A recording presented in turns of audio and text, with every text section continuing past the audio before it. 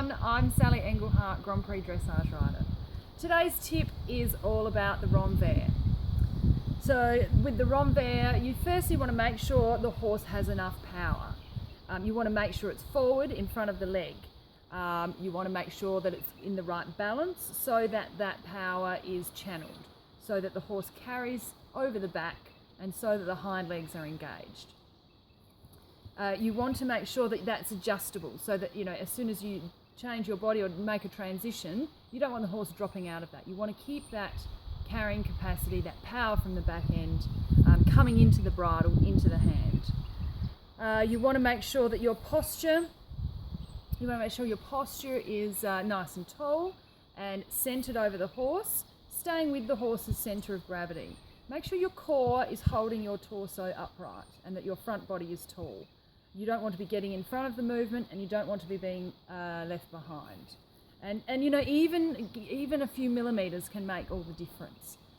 So make sure that your core is really working, doing all the work, rather than your thighs, rather than your back from here. With the Renvers, so if you're taking Renvers left, what was the inside rein acts like an outside rein. So you want the horse going into that outside rein, and that rein will be the main influencer of the shoulders and therefore the angle. So you want that connection to be consistent. You want to make sure that that is the major influencer. You don't want to be using this rein too much. Of course, the connection goes all the way from one hand through the bit and back to the other hand. But yeah, the existing inside rein becomes an outside rein. So the horse is bent around what was your outside leg, bent around your left leg, and moving in bent in the direction of movement. You want your old inside leg. You want that back right behind the girth, and you can have the position of the leg, and then you can either use pressure from the calf or not. Depends how sensitive your horse is. But you can experiment with that, because of course you don't really want to be using aids where your body moves an awful lot. So you want to be able to refine that down. You can reposition the leg behind the girth. And the inside leg, you want to make sure that that's right there and the horse is listening to it, the new inside leg. And you want to be loading up this left seat bone for your Renvers. You want to, with your body weight, you want that going into the movement. So if you've got your Renvers along your wall, the horse is bent to the left, you want to be leaning into the movement there.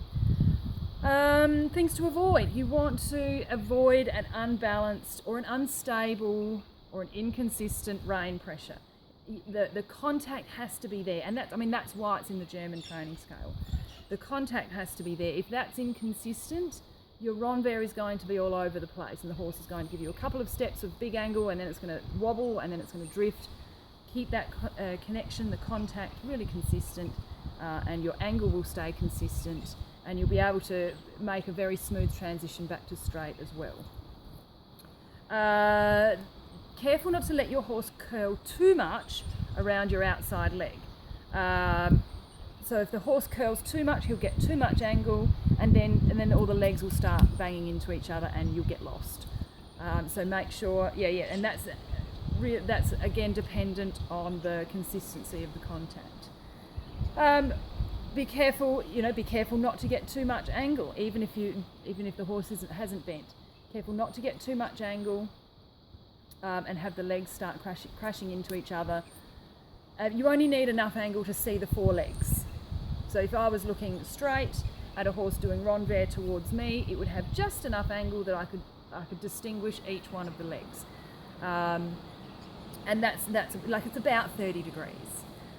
And then the other thing you want to watch for is letting the trot or your pace, your canter or your walk or whatever, but especially in the trot, because that features in a lot of the tests, elementary medium, you want to make sure the trot's really consistent. And so when you go into it, be careful the trot doesn't drop back. That's a really common error. The horse goes into the Renvers and the rider lets it kind of slow down.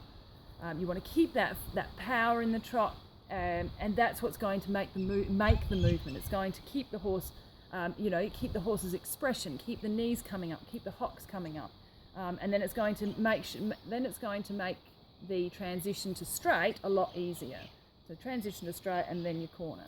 If the trot's dropped right back, your transition's going to be sloppy and your corner's going to be, not much better. So that's a few ideas on how to ride the Renvers. If you've got any comments or questions, don't forget to pop those in the comments below. And thanks for listening. I'll see you next time.